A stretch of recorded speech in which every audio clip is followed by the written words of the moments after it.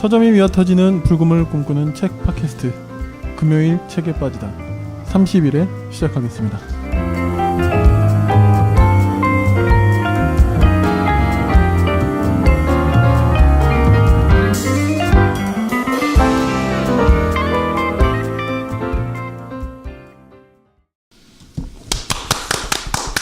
네, 소개해 주시죠.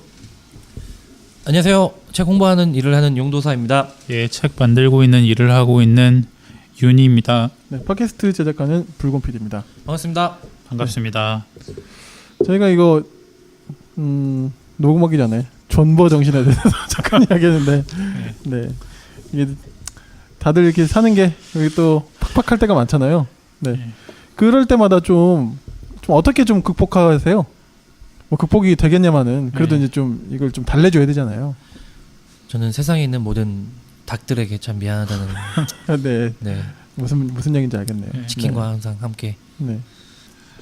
저는 아내한테 좀 그런 얘기를 좀 많이 하는 편인 것 같아요. 네. 아내랑 대화를 하면서 이렇게 잘. 네, 대화를 하기도 네. 하고 앵기기도 하고 좀 네네. 그런 것들로 네. 예, 좀 많이 표현하는 편인 것 같아서 아내한테 참으로 감사합니다. 약간 기획된 멘트 같은. 아니 이 방송을 되게 네. 모니터하고 계속 듣더라고요. 최근에 피드백 어떻게 하셨어요? 최근에 예전에는 노잼 하셨잖아요. 피드백. 그렇긴 한데 최근에는 그러니까 왜 이렇게 내가 간 건데 내가 여행 갔는데 왜 이렇게 행복해하냐고 안 그렇다고 그런 게 아니라고 오해를 풀라고 네. 예 집에서 막 그런 얘기를 했습니다. 네. 방금 이제 또 진심을 담아서 우리 윤희님 이야기해 주셨으니까 윤희님 아내분께서는 네, 마음을 푸시고 댓글도 한번 달아주세요. 네. 여러분 댓글 좀 달아주세요. 네. 예. 어떻게 듣고 계신지. 네. 저도 뭐 딱히 이제 뭐 있는 게 아니고 영화 보고 그쵸 그런 거. 우리 세 명 중에 존버의 스승. 존버했어. 존버 정신을 가르쳐 주신 진짜. 조 선배. 진짜 제가 오늘 존버 정신이 이제 계속 생각날 것 같아요 오늘 이후. 아니 그 윤희님 존버는 부족합니다. 우리 존존버. 우리 청취자분들은 잘 모르실 텐데 이제 두 분이 이제 이런저런 고민을 많이 하셔가지고 제가 그냥 이제 됐고 존버하자. 네, 두 분이 수긍을 했어요. 끄덕끄덕. 네. 위로가 됩니다 존버.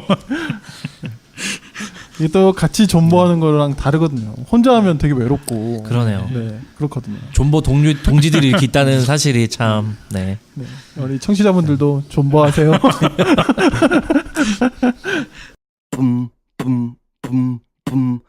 지루한 평일뒤 찾아온 불금 그동안 못 읽은 책을 읽자구 결국에 남는 건 마음의 양식 그리고 전보다 성숙한 당신 금요일 책에 빠지다. 네, 오늘 저희 30일엔 어떤 책으로 이야기할까요? 예, 요즘에 좀 제가 사실은 베스트셀러를 안 읽는다고 얘기를 했는데 요즘에 계속 떡하니 고르셨어요 이번에. 예, 잘 나가는 책들 좀 서점에 많이 놓여 있는 책들만 놓여서 부끄럽지만 정말 오늘 소개할 책은 제가 단연컨대 올해 읽은 책 중에서 제일 재밌는 것 같아요. 예, 그래서 인정. 예, 감히 이제 이 책을 들고 나왔고 올해 12월까지 이 책을 넘는 책이 나올지가 궁금하네요. 윤희님한테 개인적으로. 저는 개인적으로 그러니까 82년생 김지영도 사실 생각났어요. 그러니까 뭐냐면 그 82년생 김지영이 어떤 82년생들의 어떤 그 여성들의 일상적인 삶을 어떻게 보면 그 계층을 대변했던 거잖아요. 그러면서 이제 폭발적인 어떤 인기를 얻고 많은 사람들에게 읽혀졌는데 사실 이 책은 어떻게 보면 뭐 있었던 사실에 기반해서 어떤 경험에 관한 책이지만 네. 정말 읽으면 이런 세상이 있구나 공감하시리라 분명 믿거든요. 그래서 오늘의 책 제목을 소개해드리자면 네, 어떤 책입니까? 예, 검사 내전이라는 책이고요. 검사 내전. 예, 네. 예, 작가님은 김웅 검사님입니다. 검사님이 쓰셨군요. 예, 그래서 영화 검사 외전 오마주한 거 맞죠? 예, 그런 것 따라한 같아요. 거죠. 예, 따라한 예, 거죠. 예. 영화 약간 일종의 패러디. 그 황정민이랑 강동원 나왔던 네네네. 검사 외전. 예. 네. 제목 잘 지은 것 같아요. 검사. 그러니까 그 외전이 아닌 검사 들어가지고 내전 검사 이야기를 검사가 하는- 쓴 그쵸. 아, 네. 그렇군요. 예. 그래서 저도 한번 질문으로 네. 시작해 보도록 하겠습니다. 네. 예. 뭐 붉은 티 PD님이나 이제 용도사님이 가지고 있는 검사의 이미지에 대해서 한번 말씀해 주실 수 있을까요? 저는 머리에 무스로 이렇게 쫙 올백하고요. 안경 끼고 되게 그 개슴츠레한 눈빛으로 펜을 굴리면서 되게 그 악당 같은 느낌? 좀 죄송한 얘기지만 그런 느낌이 저는 그냥 요새 검사하면은 그냥 기본적으로 되게 부정적이에요. 네. 저는 두 가지 이미지가 있는데 하나는 책상을 치면서 이제 뭐 예. 조사하면 다 나와 이거랑 이 되게 전형적인 거잖아요. 최근에 봤던 드라마 중에 그 나쁜 녀석들 악의 도시라는 거기서 이제 그 누구죠? 박중훈 배우가 이제 검사로 나오는데 거의 뭐 액션 활극을 찍거든요. 조폭들이랑 맞짱 뜨고 다이다이 뜨고 계속. 네. 붉은 PD님의 검사는 약간 박중훈 그 악의 도시 박중훈 같다면 저는 약간 그 옛날에 그 영화 유승범 그 영화 뭐죠? 유승범 부당거래? 네, 부당거래 유승범 그런 느낌이 좀 드는 것 같아요. 네.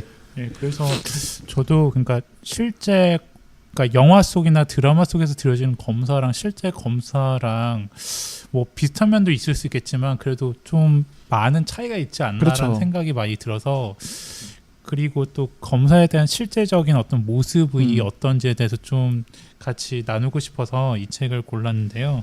법학도셔서 좀 더 약간 좀 의미가 좀 다를 것 같다는 생각이 좀 드네요. 네.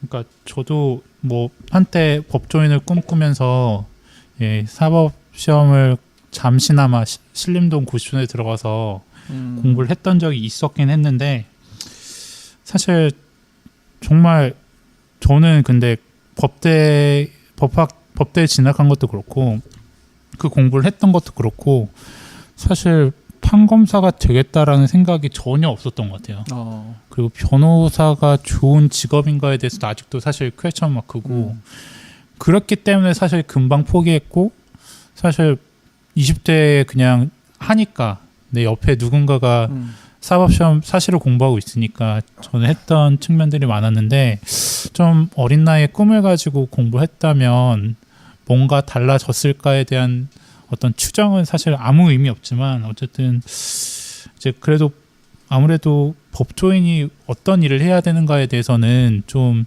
고민이 했었는데 사실 이 책에 보면 검사는 사람의 인생을 듣는 일이다. 그러니까 듣는 직업이라는 얘기가 나오거든요. 되게 좋은 표현이네요. 예, 정말 처음부터 이제 이 책을 읽어보시면 알겠지만 정말 사기꾼들의 얘기가 무지기수로 정말 많이 나옵니다. 예, 사기도 그냥 보통 사기가 아니고 처음에 이제 정말 그 비유부터가 저는 되게 참 탁월하다는 생각이 들었거든요.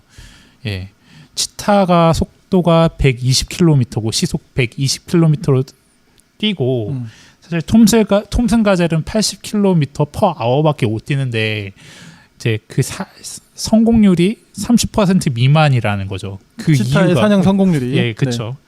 그 이유가 무엇일까에 대해서 생각해 보면 결국에는 치타는 뭐 한 번 못 잡아도 이제 살아갈 수 있는 기회가 있지만 톰슨 가젤은 한 번 잡히면 그 삶이 끝이기 때문에 죽어라고 뛰잖아요.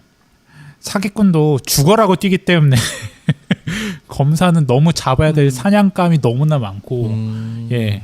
사기꾼들은 죽어라고 뛰기 때문에 사실 못 잡는다. 이 비유로 시작하는 글에서 정말 다양한 사기의 유형들을 만날 수 있는 게 참 이 책의 백미가 아닌가라는 생각이 저는 처음 들면서 확 몰입되기 시작했어요. 어떻게 그렇게 비유나 표현이나 문장이나 이런 것들이 이렇게 맛깔나고 재치 있을까요? 네, 진짜 재밌어요. 그러니까 좀 스포츠에도 좀 많이 알고 계시고 중간중간에 뭐 축구 비유라든지 야구 비유라든지 네네. 롯데자이언츠 비유라든지 펠라인이 맨체스터 유나이티드 펠라인이 비유라든지 진짜 이제 화려하게 약간 그 수식을 하시는 부분에서 진짜 공부만 한 것도 아닌데 글도 잘 쓰고 스포츠도 다 알고 진짜 약간 부럽다라는 생각이 들게 하는 이제 검사님이고요. 네. 예, 18년 동안 이제 검사 일을 하면서 느꼈던 것들, 예, 겪었던 어떤 사건들이라든지 검찰 내부의 일이라든지 그리고 자기가 가지고 있는 법에 대한 생각들이라든지 이런 것들에서 담담하게 그리고 되게 위트 있게 좀 표현하고 있는 부분들이 참 인상적이라고 볼 수 있어요. 그래서 예, 다양한 사기의 유형들이 등장하거든요. 보험 사기, 분양 사기, 연예인 시켜주겠다고 꼬셨다가 이제 성상납하게 하고 이제 그 여인의 어떤 여성분들의 돈을 뜯어내는 행위, 전문적인 도박을 하는 사람들의 이야기, 뭐 다양한 그리고 뭐 개돈 뜯어가는 얘기, 그리고 사기 수법을 어떻게 피하는지, 검사를 어떻게 난처하게 피하는지 참 다양하게, 그리고 검찰에서 큰 소리를 떵떵거리는 사람들의 사기꾼의 얘기, 그 앞에서 검사가 이제 맥을 못 추는 얘기, 그런 것들이 굉장히 리얼하게 다양하게 이제 드러나 있거든요. 그래서 검찰의 현실을 알면 검찰 수사의 현실을 너무나 잘 알기 때문에, 그러니까 예를 들어서 이제 교도소 깜빵 한번 갔다 오신 분들은 오히려 더 새로운 범죄 수법들을 배워서 더 잘 그 사회 속에서 사기치고 그런 전과들이 점점 더 쌓여나가잖아요.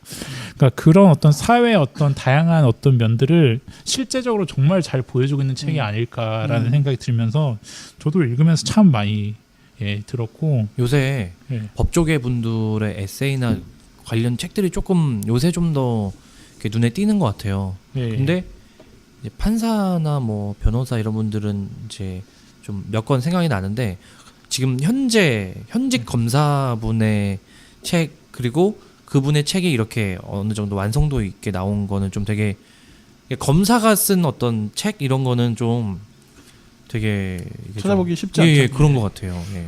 그리고 또 그리고 이런 캐릭터의 글 작가와 이런 스타일의 에세이가 거의 본 적이 없죠. 법조인 중에. 그것도 검사가, 우리가 생각하는 그 검사 이미지 막 어쨌든 왜곡된 거랑 다 알긴 알지만, 이제 그리고 이제 그런 그 배경을 좀 이야기해야 될 것 같아요. 이분이 이제 이렇게 사기 이야기, 이런 리얼한 이야기 되게 많이 해주셨던 데는, 이분이 이제 주로 형사부 생활을 많이 했던 거예요. 이 형사부 저도 이제 몰랐는데 보니까 형사부면 이게 뭐냐, 쉽게 말하면 그 잘 나가는 요직 부서들이 있겠죠. 예, 공안직, 공안 뭐 이런 게 조사부, 있잖아요. 검사 뭐 이런 게 있는데 좀 화려하고 남들이 좀 잘 하는 게 이제 그거에 뺀 나머지 전부라고 보면 된다니 실제로 이분이 그렇게 표현을 하세요. 그러니까 이제 대부분 보통의 검사들은 사실 이 형사부에 많이 또 잡일이 워낙 많고, 그러니까 대부분의 검사들의 일상 검사들은 이렇게 좀 많이 산다라는 이야기를 하면서 이제 자기 이야기를 이제 풀어낸 거죠. 네. 예. 정말 이 사건 하나하나들은 정말 리얼해서 정말 읽어보시라고 얘기할 수밖에 없는데, 저는 이제 몇 가지 이제 기억에 남는 사건들을 얘기하자면, 처음에 나온 할머니 얘기, 그 치타와 톰슬까지 비유한 그 할머니 얘기, 너무 처음부터 그 몰입하게 돼서, 맞아요. 예, 너무 이제 검사들이 어떻게 전근을 가고 전입을 오고 이제 어떻게 수사가 진행될지를 다 아니까, 이제 새롭게 이제 수사를 파악하는 동안에 다 이제, 그러니까 검사가 이제 전보를 하거든요. 이전 보직을 이전하는 동안에 이제 또 사건을 다시 파악해야 되니까 엄청난 양의 서류를 읽고 그 수사에 들어가고, 그러니까 그만큼의 업무량이 많다는 걸 역이용해서 이제 대놓고 이제 검찰에 출두해서 왜 큰 소리 치기도 하고 이제 하다가 이제 김웅 검사에게 걸린 거죠. 김웅 검사는 아무것도 할 줄 몰라서 그냥 그러니까 할머니가요? 그러니까 뭐냐면 전설적인 사기꾼 할머니가 있어요. 이 할머니가 워낙 이제 사기에 능통하다 보니까 뭘 딱 껴뚫고 있냐면, 그 검사들이 자주 그 보직을, 그 청을 옮겨 다닌다는 걸 알게 된 거고, 그 청을 옮길 때 사건이 이관되잖아요. 다른 새로운 담당자한테. 그때가 굉장히 허술하다는 걸 아는 거예요. 그러니까 그때까지만 도망 다니다가 소환장 불응하고 안 나오다가 그 바뀌고 나서 이제 그때 이제 딱 갑자기 나타나가지고 왜 나를 지금 나를 체포영장을 해놨냐 막 이러면서 이제 하면 이제 바뀐 검사는 당황해서 몰라가지고 풀어주고, 모르니까 그래요? 어떡하지 이제 당장 막 하도 막 퇴근하니까, 근데 그러면서 이제 그냥 영장 풀어주고 이렇게 해버리는 건데 근데 다시 또 소환할 때쯤 되면 갖은 이유를 대고 그치, 이제 또 불응하고. 계속 이런 식으로 이렇게 도망 다닌 거예요. 근데 이 예. 김웅건 검사님은 당시에 이제 그 할머니가 오셨을 때 자기 그 당직 날이었대요. 당직이면 어차피 12시까지 있어야 되니까 그냥 계속 천천히 봤대요. 근데 보다 보니까 내용이 허점이 드러나고 그 할머니가 점점 초조해하고 나중에는 이제 네. 거품을 묻고 쓰러지는데 진짜인지 아닌지 긴가민가 했는데 이제 딱 관찰해 보니까 하이타이를 이제 숨겨놓고 이제 먹은 거죠. 그 세제. 거품을 나는 것까지 다 아니까 이제 빼도 박도 못하고 이제 오히려 더 커진다는 걸 상황 판단이 엄청 빠르니까 그냥 툭툭 일어나고. 이게 지금 실화잖아요. 실화예요. 싫어. 다 그런 싫어요. 할머니가 계시군요. 예, 그러니까 예. 이제 할머니가 악을 쓰다가 도저히 안 되니까 갑자기 혼자란 연기를 한 거예요. 근데 이분이 이제 처음이니까 진짠가 엄청 고민하다가 뭐 인공호흡이라도 해야 되나? 어쨌든 가까이 봤더니 예. 그 거품문 입에서 그 세탁 세제 냄새가 난 거예요. 그래서 그러니까 이제 그 사이에 이제 준비해가지고 네. 해가지고 네. 이제 거품을 낸 거죠. 그래서 와. 이제 검사님이 할머니 옥시크린은 언제 넣어드릴까요? 그랬더니 에이씨 하면서 일어났다고. 뛰는 검사 위에 나는 할머니네요. 진짜. 예. 그러니까 이제, 와. 이제 운도 안 좋게 잡힌 거죠. 그러니까 쉽게 말하면. 예, 그런 얘기도 있고 이제 네. 보험 사기 같은 얘기 경우는 이제 보험 사기를 받으려고 병원을 진짜 말도 안 되게 입원해 있고 약을 맞고 이게 말이 안 되거든요. 그 약을 다 맞으면 진짜 몸에 이상이 일어날 수밖에 없는데 처방전과 진단서는 다 끊어와서 보험금을 다 타가는 거죠. 그것들의 이상해서 이제 다 수사하고 그런 얘기들, 그러니까 사기치는 수법들이 너무 리얼하고 적나라하게 뭐 분양 사기도 그렇고 도박, 그러니까 차용 돈을 이제 빌려주는 것도 그렇고 이제 그런 어떤 다양한 사건들이 이 책에서 만나볼 수 있다는 점이 굉장히 이제 재미 있으면서도 씁쓸하게 예. 다가오는 부분인 것 같아요. 저도 좀 사실 어느 정도 좀 읽고 다음 책 넘어가려고 그랬는데 생각보다 너무 재밌는 거예요, 이 책이. 그래가지고 저도 계속 읽었네요. 네, 그리고 또 예, 교인들의 헌금을 또 모아서 이제 경매를 알아보러 갔다가 교회, 그러니까 경매 나온 거 이제 분양받아서 교회 건물을 하려고 했던 분이 이제 어떤 분양 사기를 하는 거죠. 예를 들어서 경매 사기를 통해서 이제 이게 어떤 정치권과 연결돼 있어서 1,000억을 벌 수 있다라는 말에 현혹해서 처음에는 이제 에이 그런 게 어딨어요 하다가 점점점 빠져들고 돈을 날리게 된 얘기들. 목사님이 뭐 날린 거예요? 예, 그래서 이제 그런 얘기들도 있고요. 건축헌금 날린 거네요? 예, 건축헌금 날린 거죠. 그것도 그렇고 뭐 신도들한테 또 돈 빌려가지고 예, 막 투자하고 그러다가 투자하고 망한 거죠. 그런 이제 리얼한 얘기들이 이 안에 있고요. 그러니까 이게 재밌는 건 뭐냐면 이런 이야기들을 사실 어느 소설이든 드라마에서든 어디선가든 접해봤을 법한 이야기이긴 해요. 사실 다 들어봤잖아요. 분양 사기, 뭐 이런 거, 보험 사기 이런 거 다 들어봤잖아요. 어디선가 본 것 같고. 근데 이게 어떤 실화를 소개하는데 검사의 시각에서 검사가 진술하는 실화를 우리가 굉장히 위트 있게 접한다는 게 되게 새로운 경험인 것 같아요. 예. 그래서 다양한 측면에서 좀 법에 대해 생각해 볼 수 있는 계기가 될 것 같아서 참 좋은 책이라고 생각이 들고, 그러니까 주로 이제 몇 가지 이제 기억나는 것들을 얘기하면 고소를 다 받아주면 안 된다에 대해서 얘기를 해요. 그러니까 고소왕이 된 몇 분의 사례를 통해서 그 그러니까 기본적으로 이제 형사 사건이 어떻게 진행되는지에 대해서 좀 간단한 설명이 필요한데, 그러니까 검사라는 직업이 왜 왕이 될 수 있냐? 검사라는 직업이 왜 사람들에게 인정받는 거냐면 형사 사건을 기소할 수 있는 사람은 오직 검사이기 때문에 검사가 힘이 센 거거든요. 예를 들어서 그러니까 기소라는 얘기는 소송으로 넘어갈 수 있게 하는 거죠. 그러니까 예를 들어서 그러니까 고소를 하면 이제 수사기관이 수사를 할 거고 어떤 용의자의 범죄 행위가 이제 인정이 되면 피의자 신분으로 바뀌어서 수사가 진행될 거고 이제 그 피의자가 검사가 이제 이 사람이 이 범죄를 저질렀기 때문에 이제 기소를 하면 그 사람이 피의자에서 피고인 신분으로 전환이 되는 거거든요. 그래서 이제 검사가 원고가 되고 이제 그 피고인이 이제 피고가 되는, 그리고 그 사건을 이렇게 범죄 사실 검사가 입증해서 이제 판사가 판결을 내리는 그런 구조로 이제 형사 사건 판례가 진행된다고 보시면 되는데. 지금 저는 유진님의 지금 눈을 보고 있잖아요. 한 네. 30cm에서 되게 지금 되게 검사 같아요 지금. 되게 검사 같으시네요. 잘 몰라요, 멋있어 사실. 멋있어 전문용. 박중훈? 형사소송법을 마지막에 그냥 대충 배워서 사실 잘 모르는데 예를 들어서 이제 그렇게 이제 사건이 진행되기 때문에 이제 검사가 이제 기소할 수 있다라는 기소 독점주의 때문에 네. 어떻게 보면 굉장히 강력한 권한을 가지고 있다고 생각이 드는데 뭐 김문 검사님이 주로 생각하시는 부분은 고소의 강화가 이제 남소의 어떤 경향으로 이어질 가능성이 크고 남소가 뭔가요? 그러니까 소송이 남용되는 거죠. 남용 소송. 예, 네. 그러니까 소송이 남용됨으로써 이제 계속적으로 이제 수사할 거리가 점점 더 많아지면 결국에는 국가 권력 기관이 비대해지는 경향이 나타나요. 근데 이거 현직 검사 이러면 해도 돼요? 근데 자기 견해를 뭐 밝히는 거니까. 얘기하죠. 네. 되게 비판적인 견해네요. 예. 그러니까 기본적으로 너무 이제 국가의 권력, 그러니까 검사가 사실 그만큼 많아질수록 그런 어떤 권력의 집중이 강화되잖아요. 네.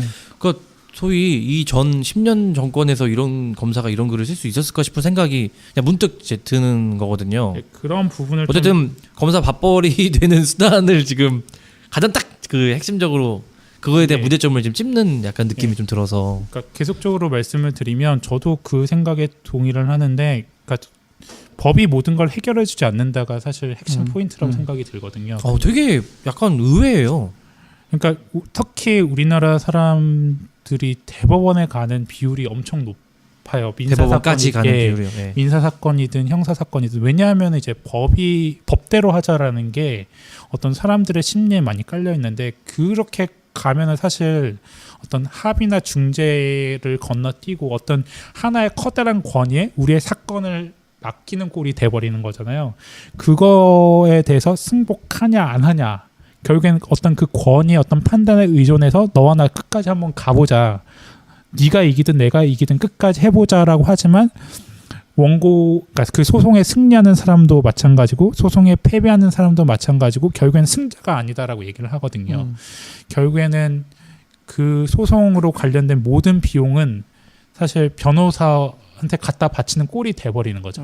그러니까 저도 생각이 드는데, 그 이 책에서도 나오지만 법률가가 많은 사회가 과연 좋은 사회인가에 대해서 이제 물음표를 던지고 있다고 생각이 들거든요. 저도 마찬가지고, 그래서 제 스스로 역시 법률가가 안 되길 잘했어라고 제 스스로 이제 위안을 삼아보기도 하지만, 어쨌든 이분 조만간 전업 작가로 이렇게 데뷔하시는 거 아닌가요? 저도 잘 모르겠지만, 그래도 이제 물론 이제 검사나 판사나 하는 부분들이 있겠지만, 변호사가 해야 될 부분들이 있겠지만, 특히 이제 미국 사회를 예로 들면서 미국 사회가 점점 더 이제 변호사 수가 과잉으로 이제 공급되면서 이제 굳이 소송으로 하지 않아도 될 것들을 과잉으로 소송하는 현상들에 따라 사회적 비용이 발생하고, 그로 인해 이제 변호사들에게만 좋은 일이 생기고, 이제 오히려 일반 서민들에게 법률 서비스가 제대로 공급되느냐의 측면에서 보면 물음표라는 거거든요.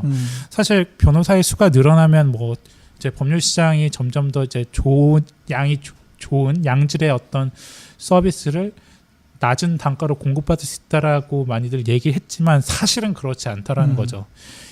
그러니까 가격 그대로 유지돼 있고, 변호사들은 포화된 상태에서 어떤 새로운 어떤 소송 시장을 발굴하기 위해서 법률가들이 고민하고, 이제 그것으로 인해 더 이제 돈을 취하는 구조가 되지. 소송 시장까지. 그렇죠. 생긴 소송이 거네요. 시장이죠. 법률 야. 시장 자체가 굉장히 법률 서비스를 어떻게 제공할 것인지에 관한 거니까, 그것이 과연 국민에게 유익한가의 측면에서 보자면 사실 부정적인 견해들을 많이 보내고 있거든요.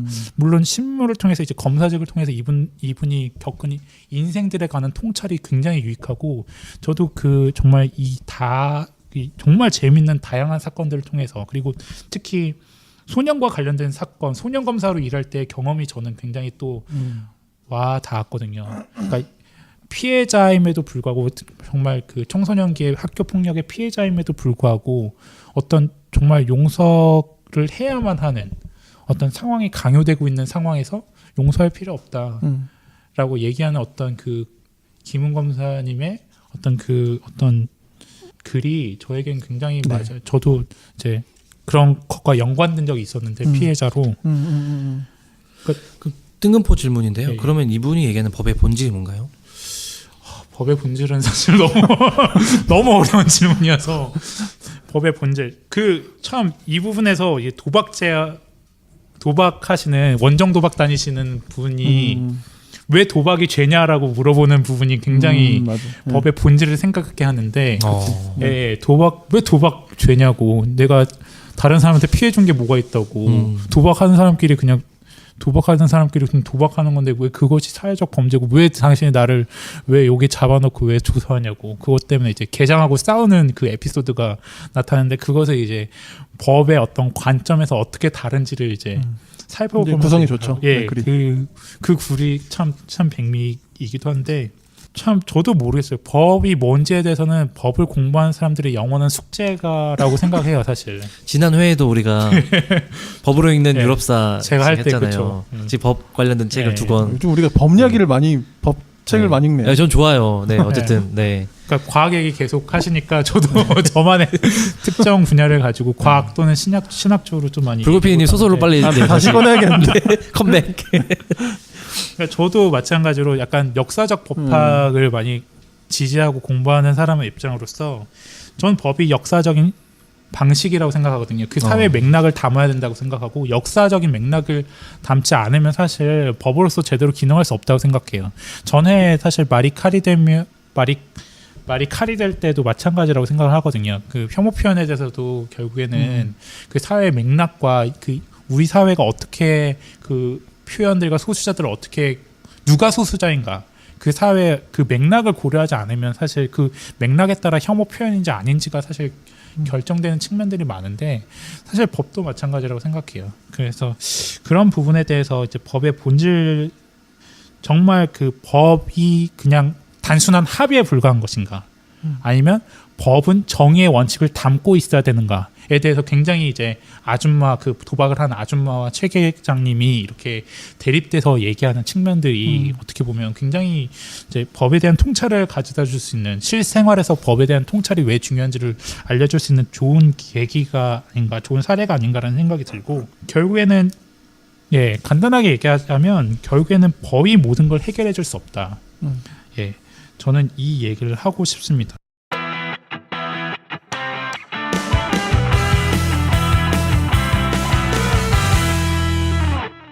또 이 검사님이 또 얘기하는 것 중에 뒤에 좀 전문적인 내용이라서 좀 독자들이 읽기 어려운 부분일 수도 있겠지만 재판 소원 금지라는 부분에 대해서 얘기를 하고 있어요. 재판 소원 금지요? 예, 네. 재판 소원 금지 뭐냐면 이제 헌법재판소가 뭔지는 이제 다들 아시잖아요. 많은 분들이 예.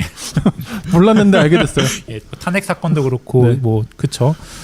예, 뭐 그 정말 2000년대 이후에 수많은 그 정말 중요한 이슈들에서 헌법재판소가 이제 큰 어떤 정말 영향력을 행사하는 경우들이 많았잖아요. 노무현 대통령 뭐 탄핵 사건도 그렇고 이제 행정수도도 그렇고 뭐 통진당 해산. 예, 통신당 해산, 뭐 박근혜 탄핵 그런 사건들에 있어서 어떻게 보면 정말 어마어마한 영향력을 행사했고 사실 사법부와 헌법재판소의 약점은 뭐 간접적이라고 하지만 입법부와 행정부에 비해서 사법부는 민주적 정당성이 굉장히 현저히 떨어지잖아요. 예를 들면 쉽게 말씀드리면 입법부는 국회의원들은 우리가 직접 뽑잖아요. 대통령도 우리가 직접 뽑았잖아요. 근데 사법부 판사들은 사실 시험 점수 높아서 그들이 판사가 된 거지 그들이 민주적 정당성을 담보하고 있다고는 사실 보기 힘들잖아요. 그런 분들이 이제 헌법재판소 재판관이 돼서 정말 첨예한 이슈들을 헌법적으로 판단하긴 하지만 거기에 민주적 정당성을 온전히 부여할 수 있는가에 대해서는 사실 물음표거든요. 이제 그런 부분에 있어서 굉장히 이제 법이라고 하는 것들이 굉장히 중요한데 뭐 헌법재판소 재판관 구성도 그렇고 이제 그 헌법재판소에 관한 법이 어떤 뭐 규정되는 과정 어쨌든 헌법에 의해서 이제 헌법재판소가 설치되어 있긴 하지만 그런 어떤 그런 결정들이 사실 국민들이 온전히 용납하지 못할 면이 많은데도 불구하고 사실 다 사법부로 달려간단 말이죠.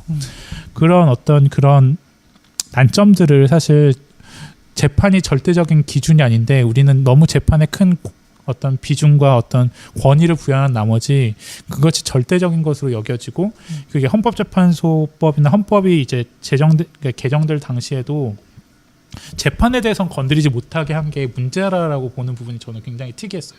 그러니까 재판 소원 금지라는 건 재판으로 인해서 내 기본권이나 내 권리가 침해됐으면 헌법재판소에 달려가서 이거 잘못된 재판 때문에 내 권리가 침해됐으니까 헌법재판소님 구제해 주세요, 내 권리 구제해 주세요라고 얘기를 해야 되는데 그거를 이제 법으로 금지시켜놨다는 거거든요. 거기에 대해서 하고 있는 비판들이 저는 굉장히 이제 학술적으로나 어떤 실생활적으로나 저에겐 좀 의미가 있게 다가오지 않았나 라는 생각이 들었고, 그래서 마무리를 하자면 모든 것이 형사처벌이 만능이고, 그러니까 모든 것이 법으로 해결할 수 있다라는 어떤 생각들에서 벗어나서 좀 더 이제 정말 법의 바람직한 역할, 그리고 그런 어떤 법으로 모든 것을 해결함으로써 국가 권력기관이 거대해지고 검사의 권력이 강화되는 게 결코 국민에게는 좋은 일이 아니다라는 것들을 다시 한번 깨우치는 부분들이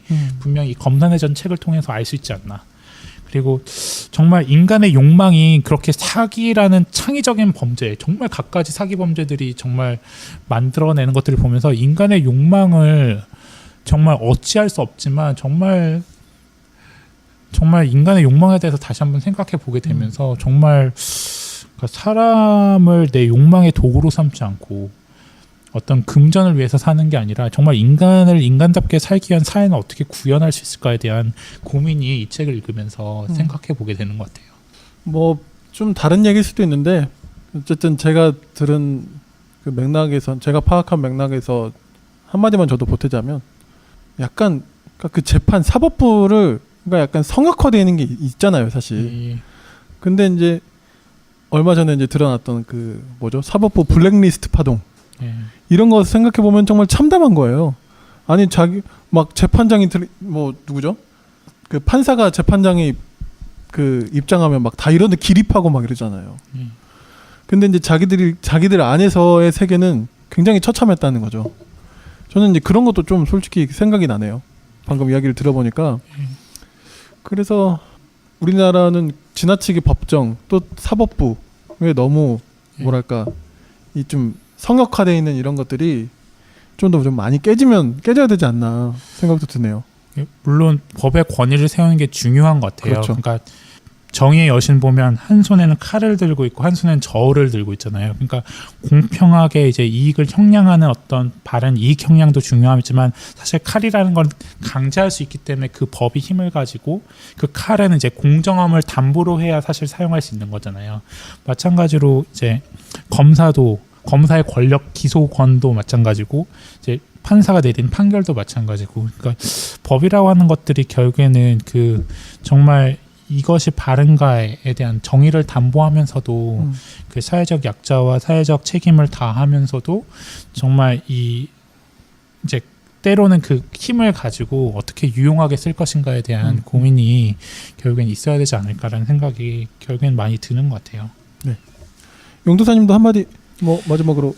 저는 몇 회 전에 살짝 고백을 한 적이 있지만 저는 이제 민사 이제 소송의 피고인으로서 네, 저는 이제 보증 관련된 좀 이제 문제가 생겨서 재판정에 서본 사람으로서 그 아까 붉은 PD님이 얘기하신 거 되게 공감이 가는 게 정말 그 사법부 특히 그 판사 그 검사 쪽의 그 권위가 진짜 그 재판정에서 엄청나거든요. 그 압도되는 게 있고 이제 그냥 한 일반 시민 개인으로서 거기에 진짜 어떤 목을 맬 수밖에 없는 그게 되게 있어요. 정말 저는 거기서 어떤 신적 권위를 본 것 같거든요. 옷도 막 그렇게 입잖아요. 예. 성가대 옷 같은 다 거. 아까 얘기하신 대로 기립하고 막 네. 그런 어떤 얘기하신 대로 그런 질서나 그런 권위를 하는 건 되게 중요한데 이 지금 현직 검사분이 저는 이분이 되게 재치 있게 돌려가기를 아주 잘하신 것 같다는 생각이 드는 게 이 사법부의 권력이나 이런 부분을 돌려서 이렇게 비판하시는 게 너무나도 사실 재치 있고 정말 저는 이제 그걸 약간은 경험해 본 그냥 한 사람으로서 약간의 그 어떤 뭐랄까 어떤 위안을 얻는 느낌이 조금, 그러니까 내가 막 그렇게 거기에 완전히 막 이렇게 굴종하고 막 거기에 내 모든 존재가 막 이렇게 담겨가지고 내가 막 어떤 한 이렇게 막 죄인인 것처럼 막 이렇게 그런 게 꼭 그게 꼭 그래야 되는 건 아닐 수 있겠구나. 얘기하신 대로 어떤 민주적 정당성이라든지 내가 하나의 시민 주체로서 이 국가의 하나의 주인으로서 좀 더 주체적으로 이 법이라든지 이런 것도 내가 볼 수 있어야겠구나 이런 생각이 좀 드는 것 같아요. 진짜 아까 전에 돌려가게 들으니까 생각나는 건데 정말 돌려 잘 까세요. 이거 보면 에피소드 중에 이제 특히 상사의 어떤 느닷없는 부름이라든지 그리고 정말 그 밑에 선배 검사들을 정말 돌려서 까는 장면들 에피소드가 몇 개 나오거든요. 그러니까 그것들을 읽는 재미도 쏠쏠하니까 저는 이 책 한번 읽어보시라고 추천드릴 수 있을 것 같아요. 정말 벌써 이제 많은 분들이 읽고 계실 텐데 이 방송이 나갈 때쯤이면 또 많은 분들이 읽고 계시겠지만 알라딘 추천합니다. 온라인 인터넷 서점 알라딘에 라후라라는 아이디 갖고 계신 분 이렇게 적으셨네요. 웃다가 울다가 분노하다가 생각하게 만드는 좋은 책. 판사 쪽에 문유성님이 있다면 검찰엔 이분인 듯 이렇게. 저도 그 표현에 동감해요. 진짜 윤유성님하고 견줄만한 그런 필력을 가지신 분이 아닌가라는 생각이 듭니다. 약간 그리고 선점했어요. 그리고 뭔가. 네. 아무튼 저도 좋은 책이라고 생각이 들고요. 그러니까 이 글쓰기 전략도 참 좋았던 게 한 4분의 3 이상을 그런 에피소드 같은 걸로 허허실실 잘 채운 다음에 뒤에 묵직한 이야기를 잘 배치했다는 생각도 좀 들고, 굉장히 명민하신 분인 것 같아요, 사실은. 그러니까 뭐 의견에 동의하든 동의하지 않든지 한번 읽어볼 만한 책이라는 건 확실한 것 같아요. 일단 재밌어요. 너무 재밌어. 재밌어요. 그 할머니의 살해는 모방 범죄가 일어나지 않을까 싶은. 근데 그런 게 하도 많아요. 진짜 읽어보시면 진짜 인간의 지혜는 끝이 없고 정말 그러니까 톰슨 가젤은 죽어라고 뛰기 때문에 사기꾼들은 죽어라고 뛰기 때문에 그들을 못 쫓아가요. 저희들은. 전 이제 마음속으로 검사를 응원하게 되는 게 진짜 이게 최초 혹은 얼마만인지 막 늘 검사하면은 되게 전형적인 어떤 이미지로 되게 처음에도 얘기했지만 부정적으로 봤었는데 되게 그런 걸 좀 이렇게 깨끗하게 씻겨주면 되게 좋은 책인 것 같다 생각이 드네요. 검사도 사람이다. 그냥 이거 기억하시면 될 것 같아요. 그러니까 좀 더 나아가서 그냥 직장인 공무원 플러스 직장인과 거의 다를 바 없는 사실 많은 검사들이 그렇게 살고 있는데 또 사실 드러나지 않은 곳에서 애쓰고 있는 분들도 많다는 거 저희도 알지만 또 이제 또 욕 먹이는 검사가 있고 사실 그러니까요. 이 책을 고른 이유도 사실 그 서재영 검사님 그 뉴스룸에 나오시고 이제 검사들의 어떤 그런 문제들이 이제 불거지면서 저도 이 책을 한번 읽었으면 좋겠다라는 생각에 사실 고른 거거든요. 이제 이분의 전 태도가 참 마음에 드는 것 중에 하나는 그리고 생활형 검사로서의 그 길을 제시한다는 점이에요. 그냥 어떤 사명, 소명 이런 것에 막 경도돼 있거나 또는 출세에 너무 눈이 먼 검사 주로 우리가 가지고 있는 검사에 대한 캐릭터가 이런 식인 건데 그냥 그런 거 좀 내려놓고 말 그대로 우리가 직장인처럼 그 생활형 정말 직업으로서 생활형 검사로서 자기가 뭐 드러나지 않아도 본분을 묵묵히 다하는 것이 상당히 매력적일 수 있다. 그 이야기를 하는 게 굉장히 저는 보기 좋아 보였어요. 그런 검사님들이 좀 많이 나타나시면 좋겠고.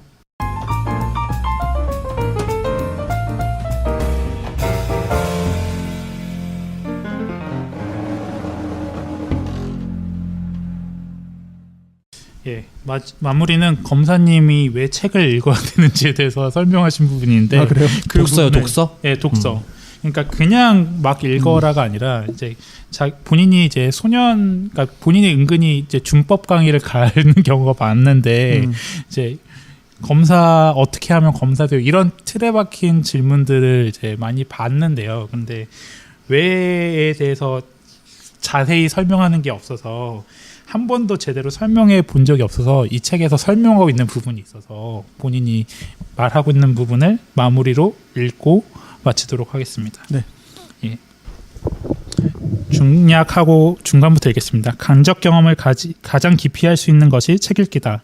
인터넷이나 영상으로 접하는 정보가 목적 지향적인 1차원적 강요라면 책으로 접하는 경험은 3차원적인 단일성의 회복이다. 책 읽기를 통해 습득한 인식과 고민은 때로는 유연성으로 때로는 냉철함으로 작용한다.